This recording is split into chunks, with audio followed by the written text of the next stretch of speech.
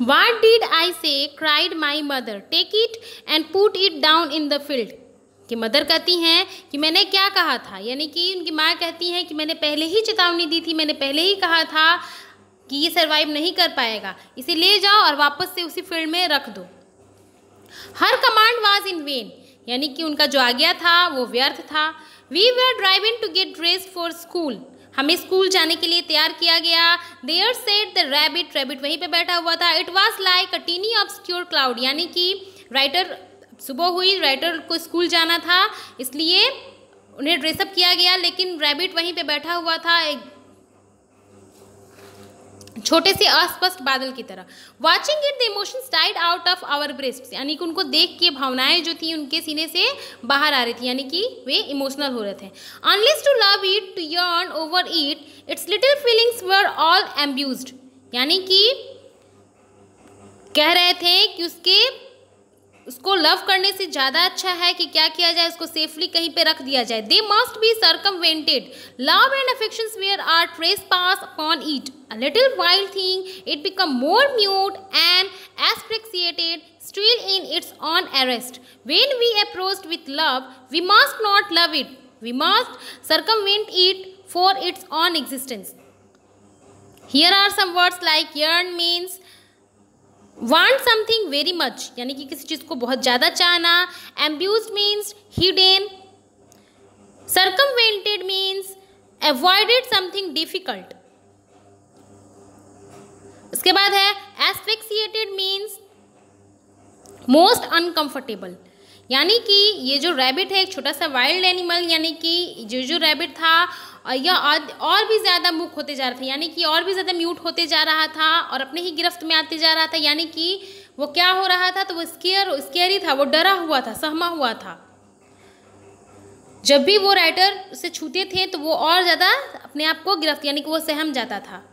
हमें इसे प्यार नहीं करना चाहिए, हमें इसे अपने एग्जिस्टेंस के लिए इसे क्या कर देना चाहिए, दरकिनार, यानी कि इसको कुछ देर के लिए छोड़ देना चाहिए, यानी कि वो हमारे प्रेजेंस से और ज़्यादा स्केरी है। So I passed the order to my sister and my mother that rabbit was not to be spoken to nor even looked at. इसलिए मैंने, यानी कि राइटर ने अपनी बहन और अपनी माँ को ये आदेश दिया, ये ऑर्डर दिया कि कोई भी उस रैबिट से बात करने का कोशिश नहीं करेगा या फिर उसे देखेगा तक नहीं, यानी कोई इसके आसपास नहीं जाएगा, इससे वो और ज़्यादा स्केरी हो जा रहा है। Wrapping it in a piece of flannel, I put it in an obscure corner of the cold parlor and put a saucer of milk before its nose.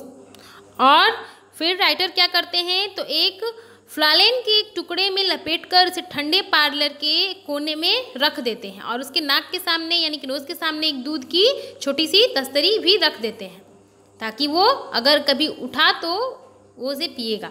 My mother was forbidden to enter the parlor whilst we were at school, यानी कि उनकी जो mother थी उन्हें मना कर दिया गया कि आप उस रूम में, आप उस पार्लर में, यानी कि आप बैठक में इंटर नहीं करोगे जब तक हम लोग स्कूल में रहेंगे।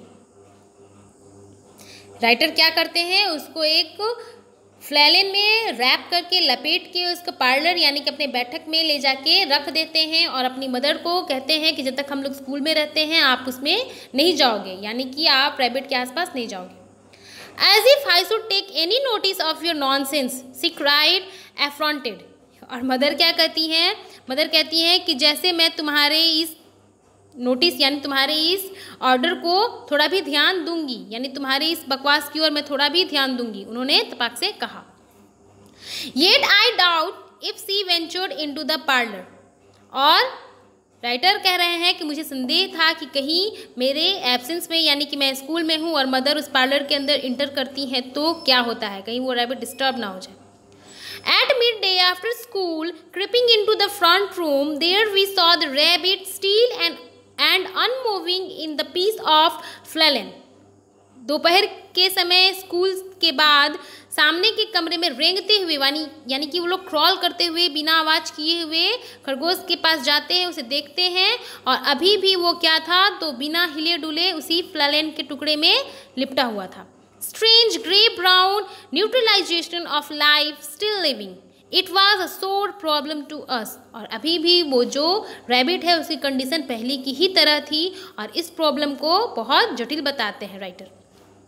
Why don't it drink its milk, mother? और वो अपनी माँ से क्वेश्चन करते हैं। We whispered, यानी कि धीरे धीरे फुसफुसाते हुए। क्यों? आवर फादर वाज अस्लीप, क्योंकि पिताजी सोए हुए थे, क्योंकि उनकी ड्यूटी रात की होती है, तो वो घर आए हैं, घर आके सोए हुए थे, इसलिए वो मदर से धीरे धीरे पूछते हैं कि अब तक इसने दूध क्यों नहीं पिया। It preferred to sulk its life away, silly little thing, a profound problem. Preferred to sulk its life away. We put young dandelion leaves to its nose. The sphinx was not more obvious, yet its eye was bright. और mother कहती हैं कि ये जो rabbit है, यानी कि जो सिल्ली सा रैबिट है, वो जीना नहीं चाहता है, यानी कि उनकी मदर के अकॉर्डिंग वो अब मरने वाला था। और ये जैसे ही सुनते हैं राइटर तो वो सैड हो जाते हैं, और फिर वो क्या करते हैं, तो डैंडलियन लीफ रखते हैं उसके नोज़ पे। ऐसा इसलिए करते हैं ताकि उनको लगता है कि शायद इससे वो कुछ रिस्पॉन्स करेगा। उसकी आंखें अभी भी चमक रही थी। At T time however, it had hooped a few inches out of its flalene, and there it sat again, uncovered, a little solid cloud of muteness, brown with unmoving whiskers. Only its side palpitated and slightly with life.